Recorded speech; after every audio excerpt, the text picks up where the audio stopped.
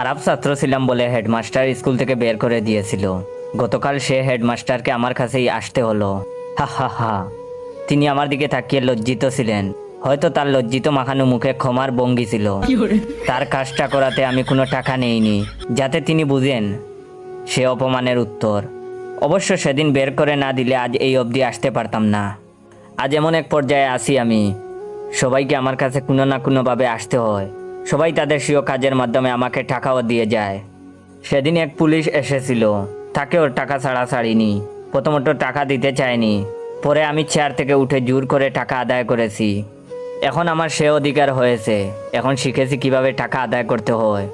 বড় বড় অফিসাররাও আজ আমার ছায়া তোলে, ভাবতেই ভালো লাগে। অথচ যখন টাকার অভাবে এসএসসি পরীক্ষায় হাত পেতেছি এসব নামকরা বড় লোকদের কাছে, কেউ সেদিন সে খালি হাতকে বরিয়ে দেয়নি, ফিরে তাকায়নি অবধি। অবশ্য তাকালে আজকের পর্যায়ে আসতে পারতাম না। হা হা হা হা। প্রতিটা প্রতিষ্ঠিত শিক্ষিত মানুষের উচিত একজন করে শিক্ষিত মানুষ তৈরি করা, লালন করা। অথচ কেউ করে না। যদি করতো সেদিন টাকার অভাবে আমাকে কাঁদতে হতো না, রাস্তায় দাঁড়াতে হতো না। অবশ্য করলে আজকের পর্যায়ে আসতেও পারতাম না। তাই ধন্যবাদ তাদের। ভাবতেই ভালো লাগে, যে মেয়েটি আমাকে প্রত্যাখ্যান করেছিল টাকা ছিল না বলে, সে মেয়ের হাজব্যান্ডও গতকাল এসেছিল। হা হা হা। অন্যরকম ভালো লেগেছিল আমার কাছে। লজ্জায় সে বাইরে ছিল, আমার অফিসেও ঢুকতে পারেনি। অবশ্য সেদিন টাকার জন্য আমাকে রিজেক্ট না করলে আজকের পজিশনে আসতে পারতাম না। হা হা হা। তবে তার লাঞ্ছনায় একটা কথা বুঝেছি, ভালো ছেলের জন্য মেয়েরা তাদের হাত ধরে না, মেয়েরা হাত ধরে শুধু টাকার, শুধু টাকার। যেদিন থেকে বেকার হয়ে ঘুরেছি রাস্তায় রাস্তায় একটা কাজের আশায়, সেদিন সবার ধিক্কার পেয়েছি। অবশ্য ধিক্কার না পেলে আজ এই অবধি আসতেও পারতাম না। হা হা হা। আজ আমার অফিসে এসে সবাই সিরিয়াল দেয়, ওয়েট করে, একবার দরজা খোলার অপেক্ষায়। তাদের গাম দেখতে ভীষণ ভালো লাগে আমার।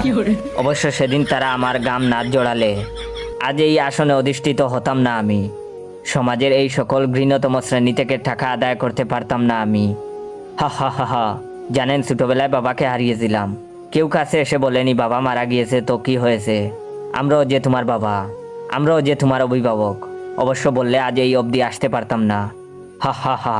আজ সমাজের সে সকলকে ধন্যবাদ যারা আমাকে এই চেয়ারে বসিয়েছেন। ওয়েট ওয়েট, আমি কি এমন সম্মানের চাকরি পেয়েছি তা জানার আগে অবশ্যই আমার এই ভিডিওটা আপনার 15 জন বন্ধুকে শেয়ার করবেন।